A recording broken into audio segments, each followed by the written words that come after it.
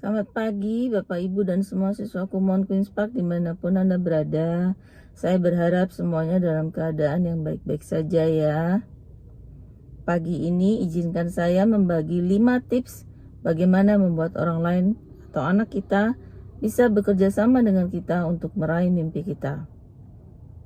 Tips ini bisa Bapak Ibu terapkan kepada rekan kerja, orang-orang lain di sekitar kita, atau terutama bagi anak-anak kita, supaya mereka juga bisa memiliki mimpi yang sama atau terlibat dalam mewujudkan mimpi kita bersama. Tentunya saya yakin semua orang tua bermimpi memiliki anak yang sukses, baik itu sukses dalam kehidupan secara pribadi maupun anak-anak yang bisa berkontribusi secara nyata di dalam kehidupan sosialnya. Kita langsung saja ya Bapak Ibu. Tips yang pertama, bagi mimpi kita menjadi tujuan-tujuan yang kecil-kecil. Tujuan ini juga bisa deploy atau dipecah-pecah menjadi kegiatan-kegiatan kecil yang bersifat menunjang agar tujuan-tujuan kecil tadi bisa tercapai. Dan tetapkan siapa person in charge-nya atau siapa penanggung jawab dari kegiatan tersebut. Ya. Bagi mimpi besar kita menjadi tujuan-tujuan kecil, kemudian dari tujuan-tujuan ini berikan kegiatan-kegiatan kecil dan siapa PIC masing-masing dari kegiatan tersebut. Oke, jelas ya. Itu tips pertama. Tips kedua Bapak Ibu, izinkan orang-orang atau PIC yang sudah Bapak Ibu tetapkan terhadap kegiatan-kegiatan di tips nomor 1 tadi juga memiliki kepentingan yang sama dengan Bapak Ibu. Kalau dalam konteks pekerjaan kita bisa memberikan sharing ownership ya Bapak Ibu ya, atau ada saham kosong atau saham apa yang kita berikan kepada manajer A, kepada PIC ini, beban-beban tanggung jawab yang besar, kita bisa berikan sharing ownership yang besar. Nah, bagaimana dengan anak-anak kita? Misalnya kita punya mimpi anak saya harus mandiri dalam belajar. Nah, boleh Bapak Ibu. Dan kemandirian belajar itu apa saja? Apakah dia bisa menyusun lembar kerjanya sendiri? Atau dia bisa menyiapkan alat tulisnya sendiri? Dia bisa mengontrol ketersediaan alat pensilnya sendiri? Nah, Bapak Ibu kalau anak-anak masih kecil-kecil, ini Bapak Ibu bisa bagi tugas. Siapa person in charge yang bertanggung jawab terhadap ketersediaan alat tulis di rumah? Apakah ayah, ibu, kakak, tante, om, atau nenek, atau kakek? Seperti itu. Nah, setiap orang yang Bapak Ibu sudah assign untuk bertanggung jawab terhadap kegiatan tersebut, Bapak Ibu harus membiarkan dia untuk berkontribusi. Misalnya bagaimana kontribusinya? Minta si kakek bantu beli. Artinya apa Bapak Ibu? Kalau kakek sudah mengeluarkan uang untuk membelikan alat tulis, maka ketika si cucu ini menghilangkan pensilnya atau alat tulisnya dengan begitu mudahnya, kakek ada kepentingan untuk menjelaskan kepada cucu. Nah, cari uang itu gak gampang. Jadi kamu harus tahu, pensil ini dibeli dengan uang. Kamu harus bisa menjaganya.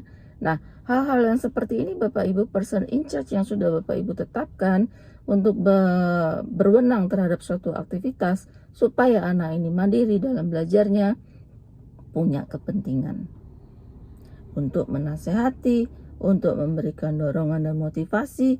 Jadi Bapak Ibu tidak bekerja sendirian, atau Ibu tidak bekerja sendirian, atau ayah tidak bekerja sendirian, tapi manfaatkan orang-orang di sekitar kita, di sekitar si anak ini untuk mendukung mimpi anak belajar mandiri tercapai. Jelas ya Bapak Ibu ya. Tips yang ketiga Bapak Ibu, bangun visi yang sama dengan orang-orang di sekitar kita. Jadi artinya dalam kaitannya dengan konteks pekerjaan, Bapak Ibu jelas ya, pasti akan ada orang-orang di sekitar kita yang memiliki visi yang sama. Kemudian kita menyamakan dulu, visi kita begini, misinya adalah begini. Sepakat tidak? Kalau tidak sepakat, memang agak susah untuk bekerja sama Bapak Ibu. Demikian halnya saat kita juga memanfaatkan orang-orang di sekitar kita, di sekitar anak-anak kita, agar mereka juga bisa memiliki visi dan misi yang sama demi kemandirian belajar anak-anak kita. Nah, jadi Ini penting Bapak Ibu, orang tua, ayah, ibu, kakek, nenek, om, tante, atau kakak, adik di rumah juga harus memiliki visi yang sama, yaitu memandirikan atau membentuk kemandirian belajar bagi anak-anak kita. Oke? Tips keempat Bapak Ibu, bangun semangat kerja tim. Artinya apa? Tadi kita sudah bagi kegiatannya, kita sudah tentukan orang-orangnya, kita sudah bentuk visi dan misi yang sama. Lalu yang keempat apa? Yang keempat adalah bangun teamwork. Tidak ada lagi kata-kata saya, kamu, aku, tidak, tetapi kita, ya Bapak Ibu ya. Jadi tidak ada istilah ayah, ibu, kemudian si kakak, si adik, si tante, si om, tidak, tetapi kita harus, ya, jadi bahasanya harus kita Bapak Ibu. Kita harus bikin dia mandiri. Kita harus bikin dia mengerti bahwasanya pensil itu tidak boleh dibuang-buang begitu saja. Kita harus membuat dia mengerti bahwa dia harus bertanggung jawab terhadap pekerjaannya setiap hari. Demikian dan seterusnya Bapak Ibu ya. Jadi tidak ada lagi saling tuding-menuding. Jadi kalau nanti misalnya pensilnya hilang, ini salah siapa nih? Oh salah si kakek nggak ngasih tahu sih. Oh salah si ibu nggak ngasih tahu sih. Oh salah si ini. Jadi kita nggak cari kambing hitam Bapak Ibu, tetapi selalu bahasanya adalah kita harus buat dia mengerti bahwasanya pensil itu harus dijaga, bahwasanya alat tulis itu harus sedia ada sebelum memulai belajar, seperti itu ya Bapak Ibu ya. Jadi jelas Bapak Ibu nggak ada saling tuding-tudingan, tetapi saling bekerja sama supaya mimpi anak mandiri belajar tuh tercapai. Baik, tips yang terakhir nomor 5, yaitu apa Bapak Ibu? Jangan berhenti mengatakan terima kasih. Ini penting Bapak Ibu, selalu mengatakan terima kasih pada rekan kerja di kantor ataupun dimanapun Bapak Ibu bekerja, selalu mengatakan terima kasih. Nah, tips berterima kasih ini lucu, menarik Bapak Ibu. Saya paling suka di sini. Terima kasih. Tidak mudah bagi kita untuk mengucapkan terima kasih memang pada mula-mulanya. Tetapi ketika kita sudah memulai untuk selalu mengatakan terima kasih dengan senang hati, wah itu kata-kata yang sangat powerful Bapak Ibu. Itu pengalaman saya. Jadi ya, saat kita mengucapkan terima kasih itu kita selalu sebutkan namanya. Ini nomor 1. Tips dari tips nomor 5, nomor 1, sebutkan nama orangnya. Misalnya namanya Dinda. Terima kasih Dinda, kamu sudah belajar mandiri hari ini. Nah itu 1, terima kasih Dinda. Yang kedua, sebutkan apa yang membuat ibu berterima kasih, apa yang membuat ayah berterima kasih kepada Dinda. Terima kasih Dinda karena kamu sudah memelihara pensilmu sendiri. Ya, pensilmu gampang dicari. Pensilmu tidak hilang terus-menerus. Nah, itu penting. Nah, yang ketiga Bapak Ibu, kenali sikap yang bagus. Ya, kenali sikap yang bagus apa? Nah, selain pensilnya nggak hilang, pensilnya juga selalu runcing. Jadi siap, standby. Saat dia mau belajar itu sudah standby posisinya, nggak ribut cari penghapus, nggak ribut cari peruncing lagi, tetapi semuanya dalam kondisi prepare ya. Terima kasih Dinda karena pensilmu ada. Terima kasih juga karena sudah diruncing ya Bapak Ibu ya. Lalu kenali saat kita sudah memberikan pujian terhadap tindakan yang membuat dia diapresiasi, kita sedang meningkatkan nilai hidup dari orang tersebut. Percaya nggak Bapak Ibu, ketika Bapak Ibu sudah mengatakan ketiga hal yang tadi, terima kasih Dinda, pensilmu ada dalam kondisi siap dipakai. Apakah menurut Bapak Ibu Dinda ini tidak akan mengulangi kebaikan ini besok hari dan seterusnya?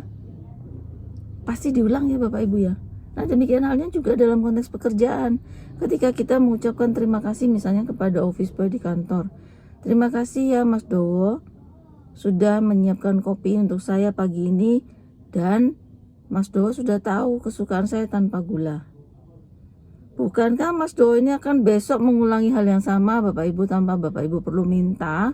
Itu kopi sudah ada standby di depan meja Bapak Ibu. Jadi Mas Dowo ini sudah meningkatkan nilai servisnya sendiri. Dia nggak perlu lagi disuruh. Tapi dia sudah tahu kebiasaan kita. Artinya apa? Karena ucapan terima kasih kita ini, Mas Dowo sudah meningkatkan nilai servisnya sendiri. Jadi orang-orang yang berhadapan dengan Mas Dowo ini seneng. Ya Bapak Ibu ya. Akhirnya apa? Mas Dowo nilai servisnya naik. Akhirnya Mas Dowo ini memiliki karakter yang lebih baik. Bukankah hal yang seperti ini yang kita ingin anak-anak kita semua lakukan di dunia nyatanya nantinya? Going extra miles, selalu extra miles, selalu over expectation ya Bapak Ibu ya. Orang ekspektasinya di sini, tapi anak-anak kita tuh sudah punya sifat di sini. Jadi selalu ingin lebih baik, selalu ada yang lebih baik, selalu ada yang lebih baik, dan seterusnya. Jadi nggak perlu macam-macam Bapak Ibu. Hanya ucapan terima kasih yang disertai dengan 3 activity yang tetap ya, yang tepat. Sebutkan namanya, sebutkan attitude atau sikap yang Bapak Ibu apresiasi dan konkret.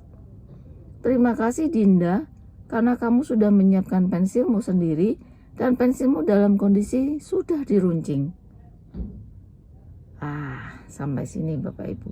Saya rasa tips saya sudah cukup ya Bapak Ibu ya. Baik Bapak Ibu ya.